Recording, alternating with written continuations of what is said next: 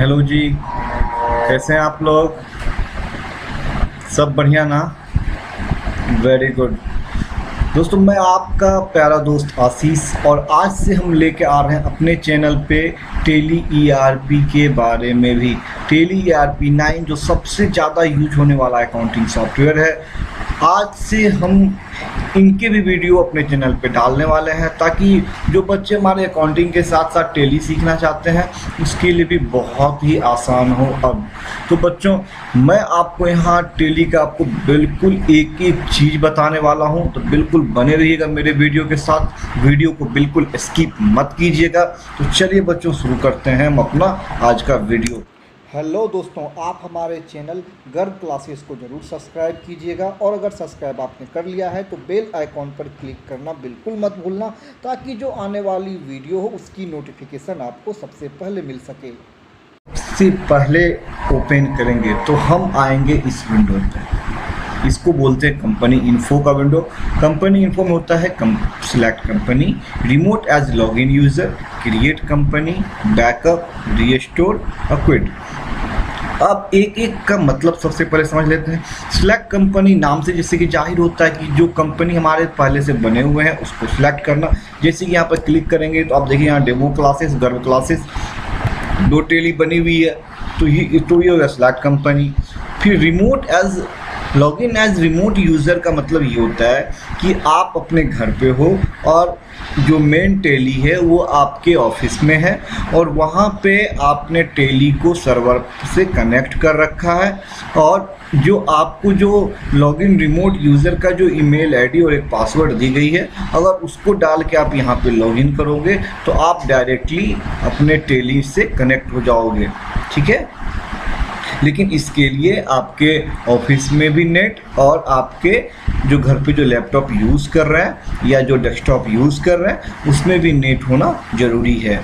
उसके बाद बात करते बच्चों क्रिएट कंपनी की। तो क्रिएट कंपनी से नाम से जाहिर है कि ये कोई नई कंपनी क्रिएट करने के लिए यहाँ पे ऑप्शन दिया गया है। उसके बाद बच्चों है आपको बैकअप हो गया कि हम डेली बेस पे अपने डेटा का बैकअप रखते हैं, या क्योंकि कभी किसी कारण से अगर डाटा करप्ट कर गया या कुछ डिलीट हो गया या फिर कोई प्रॉब्लम हो गई तो मेरे पास एक दिन पहले का बैकअप रहेगा। इसीलिए अपने डाटा की सुरक्षा के कारण हम लोग डेटा का बैकअप रखते हैं। अब ये है रीस्टोर, मतलब हम जो डेटा रखे थे ना बैकअप करके, अब उस डेटा को हमें फिर से रीस्टोर करना है। मतलब तो वो बैकअप रखे हुए डाटा को फिर से सिस्टम में लाने के लिए, इंस्टॉल करने के लिए रीस्टोर का यूज होता है। और क्विट मतलब आप फिर यहाँ से टेली को एग्जिट करने के लिए ऑप्शन आता है कि आप यस या नो। यस करोगे तो आप टेली से एग्जिट हो जाओगे और नो करोगे तो फिर आप मतलब एज इट इज़ वहीं रह जाओगे। आपको बता दें जैसे कि बाकी एप्लीकेशन में यहाँ रेड क्रॉस से बंद होता है, उस तरीके से टेली में नहीं होता। अब देखते हैं बच्चों क्रिएट कंपनी का ऑप्शन। यहाँ क्रिएट कंपनी में आ रहा है नाम, मेलिंग एड्रेस, कंट्री, स्टेट, ये डिटेल हमें फिल करने होते हैं। जैसा कि मैंने पिछले अपने एक गर्व क्लासेस नाम से जो मैंने पहले से कंपनी बनाई है इसमें मैं फिल कर रखा हूँ। आपको बस उसको अल्टर करके दिखा देता हूँ कि मैंने कैसे बनाया। जैसे नाम में गर्व क्लासेस हो गया, मेलिंग एड्रेस ऑटोमेटिक फिर गर्व क्लासेस ले लेती है, ये हमारा एड्रेस हो गया। फिर मैंने स्टेट लिया, यहाँ मोबाइल नंबर ली। उसके बाद ये फाइनेंशियल ईयर बिगेन फ्रॉम, मतलब जो कोई भी फाइनेंशियल ईयर होता है वो 1/4 से स्टार्ट होता है और 31 मार्च को खत्म होता है। तो ये फाइनेंशियल ईयर बिगिनिंग 1/4/20 और ये एज पर बुक फर्म। इसका मतलब ये हुआ कि चले फाइनेंशियल ईयर तो 2021 है, लेकिन 2021 में आपका बुक स्टार्ट कब से हो रहा है।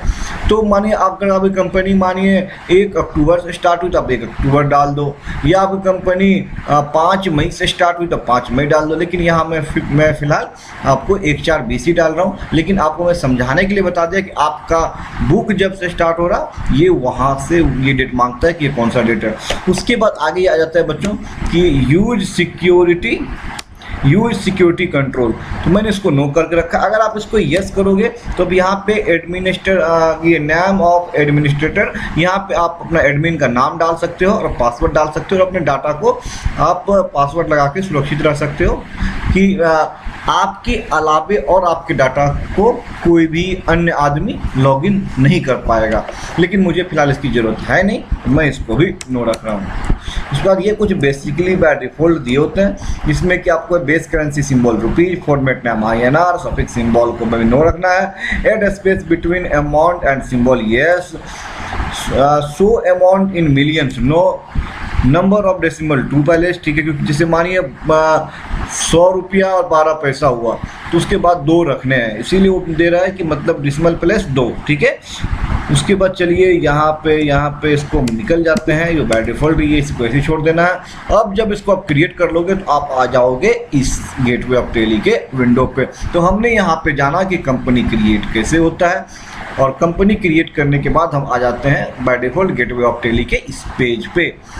अब यहाँ पे होता है बच्चों मास्टर के अंदर है accounts info, inventory info. Accounts info में अकाउंट के संबंधी जितने भी लेजर होते हैं वो सारे ओपन होते हैं। अकाउंट से संबंधित जो भी लेजर हो गया मतलब बैंक का नाम, जो हमारे एक्सपेंस के जितने हेड है, हमारे इनकम के जितने हेड है, हमारे बैंक के जितने हेड है, परचेज के जितने हेड है, सेल के जितने हेड है, इनकम के जितने हेड है, इन्वेस्ट के संबंधी जितने हेड है, कैपिटल है, ये संबंधी जो लेजर होता है ना वो हमारे आते हैं अकाउंट इन्फो के अंदर क्रिएशन में। और इन्वेंट्री इन्फो में क्या हो गया, वाजिब सी बात हमारा इन्वेंट्री का जो भी हमारे स्टॉक के आइटम है वो कैसे क्रिएट होंगे, वो सारी कैटेगराइज जो है वो इन्वेंट्री इन्फो के अंदर दी गई है। हम बात करें तो सबसे पहले बात करते हैं अकाउंट्स इन्फो का। अगर अकाउंट इन्फो में हमने क्लिक करा तो इसके अंदर आता है ग्रुप, लेजर और वॉचर टैब। बात करते हैं पहले ग्रुप की, तो ग्रुप में आता है ये क्रिएट, डिस्प्ले, अल्टर। बच्चों कोई भी क्रिएट का मतलब ये आपको ना क्रिएट, डिस्प्ले और अल्टर ना हर जगह मिलेगा जनरली, या क्रिएट अल्टर तो मिलेंगे। तो आपको बता दें कि क्रिएट का मतलब होता है कोई चीज़ नया क्रिएट करना, और अल्टर का मतलब होता है जो चीज़ हमने पहले से क्रिएट कर रखा उसको फिर से अल्टर करना या उसको फिर से चेंज करना। तो सिंगल ग्रुप, अब ग्रुप से क्या मतलब है बच्चों, जरा मैं आपको ये बता देता हूँ कि ग्रुप का मतलब ये होता है कि जैसे मानिए हमारा सेंड्री क्रेडिटर्स है, ठीक है, और सेंड्री क्रेडिटर जो है इसका मतलब वो है कि हम उससे कोई माल खरीद रहे हैं, जिससे हम माल परचेज करते हैं, वो हमारे लिए सेंड्री क्रेडिटर है। और सेंड्री क्रेडिटर्स हमारे मानिए 5 स्टेट से आ रहे हैं, दिल्ली से आ रहा, पंजाब से आ रहा, गुजरात से आ रहा, दिल्ली से आ रहा, यूपी से, अलग अलग शहरों से आ रहा है। तो हम एक ग्रुप क्रिएट कर लेंगे सपोज डैट यहाँ पे कि दिल्ली, और इसका अंडर हेड रख देंगे हम सेंड्री क्रेडिटर्स। ये हमने क्रिएट कर लिया, ये हो गया ग्रुप। अगर एक बार में एक सिंगल ग्रुप क्रिएट करना है तो, लेकिन ठीक उसी तरीके से नीचे देख रहे हैं मल्टीपल ग्रुप, मतलब यहाँ पे एक ही बार में मल्टीपल ग्रुप क्रिएट कर सकते हैं। कहने का मतलब जब यहाँ हमने क्लिक करा था तो आप यहाँ देख रहे हैं कि बस एक ही नेम डालने का ऑप्शन आ रहा है और उसका अंडर हेड ले रहा, लेकिन यही चीज़ जब हम क्रिएट करेंगे मल्टीपल ग्रुप में तो आप देखेंगे यहाँ बाय डिफ़ॉल्ट हम अगर डाल दें सेंड्री क्रेडिटर्स तो उसका यहाँ हम जितने नाम चाहे, जैसे कि माने यहाँ हम एक नाम डाल देते हैं गुजरात, यहाँ हम नाम डाल देते हैं यूपी, यहाँ हम नाम डाल देते हैं दिल्ली, या दिल्ली हमने ऑलरेडी क्रिएट कर रखा है, तो यहाँ हम नाम डाल देते हैं आपको फिर पंजाब, यहाँ हम नाम डाल देते हैं आपको एक और बात करें तो डाल देते हैं यहाँ पे MP, ठीक है। अब ये हमारे एक साथ आप देख सकते हैं कि वहाँ पे ये नेम ऑफ ग्रुप एक ही डालने का ऑप्शन था, लेकिन जैसे ही मल्टीपल ग्रुप क्रिएशन पे आए हैं तो यहाँ पे हम एक साथ कई नाम डाल के क्रिएट कर सकते हैं ग्रुप। मानिए ये हमने ग्रुप क्रिएट कर लिया, ठीक है। इसके बाद आते हैं बच्चों अब लेजर के बारे में। लेजर में वही कॉन्सेप्ट है, ये सिंगल लेजर क्रिएट कर, सिंगल लेजर जिसके अंदर क्रिएट, डिस्प्ले, अल्टर। यहाँ मल्टीपल लेजर उसके भी अंदर क्रिएट, डिस्प्ले और अल्टर है। और बात करते हैं, अब देखते हैं एक बार इसको क्रिएट करके। अब देखिए सिंगल क्रिएट में क्या है, जैसे मानिए हमारा एक क्रिएटर है इंटेक्स लिमिटेड कर देते हैं फिलहाल, और ये हमारा हो गया, मानिए ये पार्टी हमारा हो गया दिल्ली का, तो ये देखिए अब यहाँ पे लिस्ट ऑफ ग्रुप में दिल्ली भी आ रहा। वैसे अल्टीमेटली हम यहाँ डालते क्या, वैसे सिंडिकेटर्स, लेकिन ये डिफाइन करने के लिए कि ये जो इंटेक्स का पार्टी है ना, ये मेरा दिल्ली का है ना। तो अब इस तरीके से क्या होगा कि आप अपने ऑल ओवर इंडिया के अलग अलग क्रेडिटर्स को अब ग्रुप के हिसाब से बांट सकते हैं कि ये हमारा गुजरात। तो बच्चों जैसे कि हम लोग लास्ट वीडियो में थे कि लेजर के पास में, और हमने आपको जैसे बता दिया था कि अगर मानिए हम यहाँ पे अब कोई क्रिएटर का लेजर ओपन कर रहे हैं, ठीक है, और मानिए अगर वो पार्टी हमारा मानिए इंटेक्स है, तो वो आपको ऑलरेडी आपको क्रिएट दिखेगा। ये मैंने ऑलरेडी क्रिएट कर रखा है। तो आप इस तरीके से अब इससे कोई भी पार्टी बनाते हैं, मानिए एक बनाते हैं Havells India limited, Havells India limited, ये पार्टी हम माने यूपी का है, तो मैं यहाँ इसके अंदर यूपी डाल देता हूँ। अब ये बाय डिफ़ॉल्ट यूपी के अंदर सिंडिकेटर्स ये अपने आप ले लेगा, है ना। अब यहाँ पे मानिए जो उसका एड्रेस है, वो एड्रेस जो है उसका एड्रेस बनता है यूपी में, मानिए ये पार्टी है लखनऊ का, या फिर ये पार्टी ले लेते हैं हम मानिए कानपुर का। अब यहाँ पे लेकिन उत्तर प्रदेश बिल्कुल डालिएगा, स्टेट मत डालना भूलिएगा, ठीक है। जीएसटी मानिए यूपी का हो गया,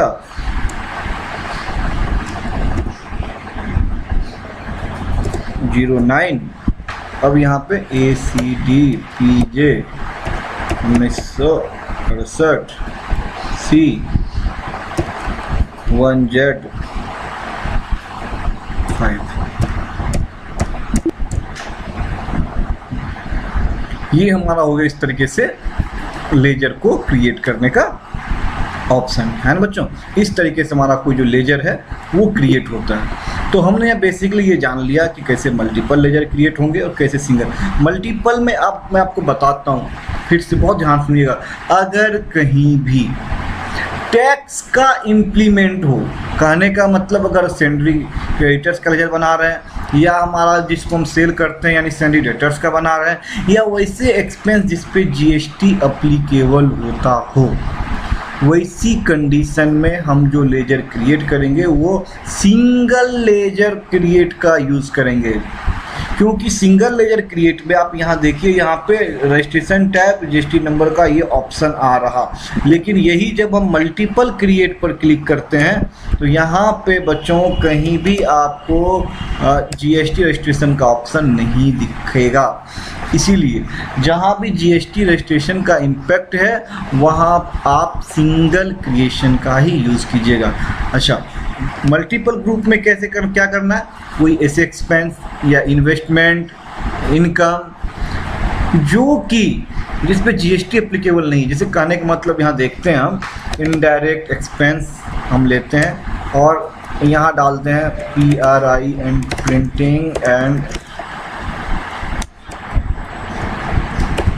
printing and stationery, local conveyance, local conveyance हमने पहले से क्रिएट कर रखा है, टूर एंड ट्रैवलिंग। इसके बाद ले लेते हैं बच्चों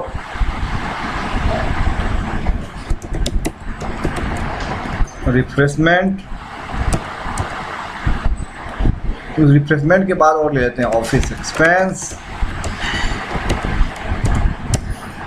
ये पहले से क्रिएट है, इलेक्ट्रिसिटी एक्सपेंस, वाटर एक्सपेंस, है ना। ये ऐसे है जो हमारे सबसे इम्पोर्टेंट है हेड, इसको अपने अकाउंटिंग के लिए रखना ही होगा। अब जैसे कि एंट्री लेते हैं, एक और क्रिएट कर लें, चलिए जैसा आप लोग बोले, यहाँ हम ले लेते हैं बच्चों ऑयल, फ्यूल एंड लुब्रिकेंट। ये हमने एक्सपेंस के कुछ लेजर क्रिएट कर लिए, है ना। तो ये मल्टीपल जो एक्सपेंस है जिस पे जीएसटी इस पे इम्प्लीमेंट नहीं है, तो इस तरह के लेजर आपको आप मल्टीपल यहाँ से आसानी से क्रिएट कर सकते हैं, है ना। अब देखते हैं बच्चों, और इसी में किसी लेजर है, इसको अल्टर करना है तो अल्टर पर आप क्लिक कर लो, ये लो। अभी इंटेक्स अल्टर होगा, इसको कुछ चेंज करना है तो आप चेंज कर सकते हैं। यानी क्रिएट से क्रिएट होगा, डिस्प्ले केवल देखने के लिए है, आप उसके अलावा उसको कुछ और कर नहीं सकते। मानिए रमन कुमार ढा का लेजर है, इस पर कोई कुछ मिनट का क्लिक कर लो, कोई इम्पैक्ट इस पर नहीं होगा क्योंकि ये केवल डिस्प्ले है। अल्टर समझ गए, उसको चेंज करने के लिए। ठीक उसी प्रकार से मल्टीपल में हो गया, मल्टीपल क्रिएट, मल्टीपल डिस्प्ले और मल्टीपल अल्टर करने के लिए। कोई दिक्कत बच्चों लेजर में नहीं ना? चलिए बढ़ते हैं इन्वेंट्री में। इन्वेंट्री में बच्चों ये हो गया stock group, stock items. Stock group का मतलब ये हो गया बच्चों कि जैसे मानिए अपना ना जो क्रेडिटेड जो आइटम है, ठीक है, वो एलजी का है, सैमसंग का है, हेवेल्स का है, वर्लपूल का है, इंटेक्स का है, अलग अलग एमआई का है, अलग अलग ढेर सारी अपने पास में कंपनी है जिसका हम डीलरशिप लिए हैं या जिसको हम खरीदने और बेचने का काम करते हैं। तो ग्रुप का मतलब ये हो गया कि हमने एक ग्रुप क्रिएट कर लिया सैमसंग।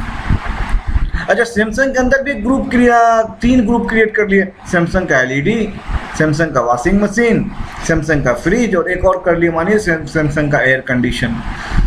तो ये हमारा ग्रुप हो गया, मतलब सैमसंग ग्रुप हो गया और सैमसंग के अंदर वॉशिंग मशीन का लेजर क्रिएट किया तो वो ग्रुप हो गया। लेकिन जब ग्रुप वॉशिंग मशीन के अंदर में मानिए एक 6.5 लीटर का वॉशिंग मशीन डाला तो वो हमारा इन्वेंट्री हो गया।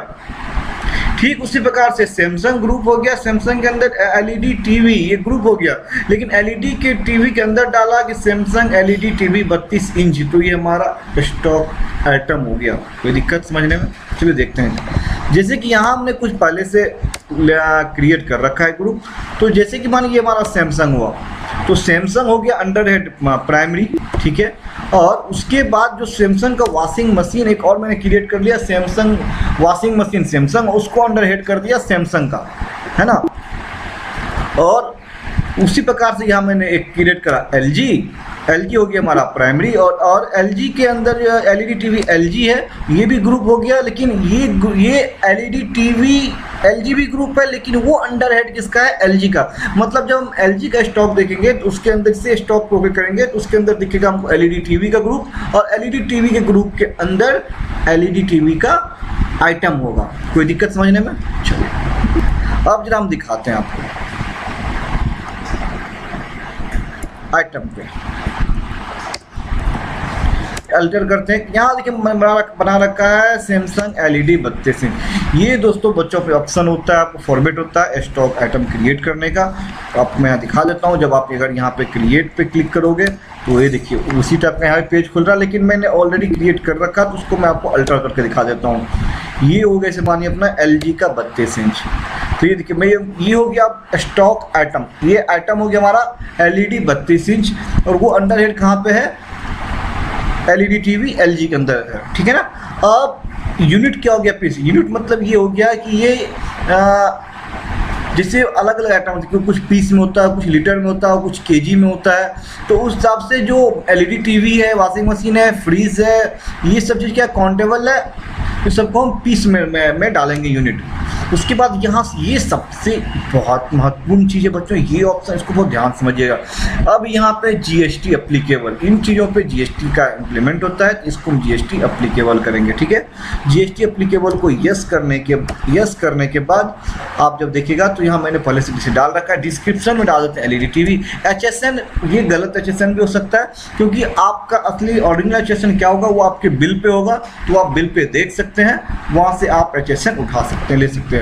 यहाँ पे इस नॉन जीएसटी गुड्स, तो नो, ये नॉन जीएसटी गुड्स नहीं है। नॉन जीएसटी गुड्स वैसे हो गए जिसपे अभी जीएसटी नहीं लगता है, लेकिन मे भी फ्यूचर में आ सकता है। कहने का मतलब जैसे कि पेट्रोलियम हो गया, पेट्रोलियम तो हमारा नॉन जीएसटी गुड्स है। अगर हमें पेट्रोल का भी, पेट्रोल पंप का अगर हम ये लेजर बनाते हैं तो यहाँ नॉन जीएसटी गुड्स को हम यस करते हैं, तो इसीलिए उसको नो करना है। कैलकुलेशन टैब ऑन वैल्यू, और टैक्सेबिलिटी हो गया बच्चों इसका टैक्सेबल। अब इंटीग्रेटेड हो गया 18%, तो ऑब्वियसली सी बात है कि 9% एसजीएसटी सीजीएसटी आपस में बांट लेगा।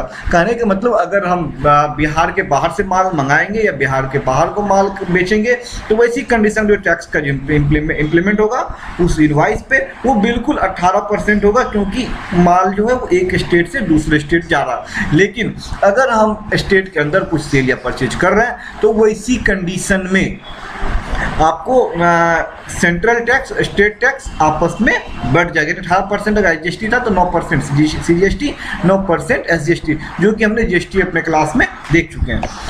तो अब ये हमने क्रिएट करा, ये हमारा गुड्स या सर्विस है, ऑब्वियसली हमारा गुड्स है। और रेट ऑफ ड्यूटी का मतलब हो गया कि इस पे कितने % का टैक्स लगाया, यही लिख दो ताकि कभी आप चेक करने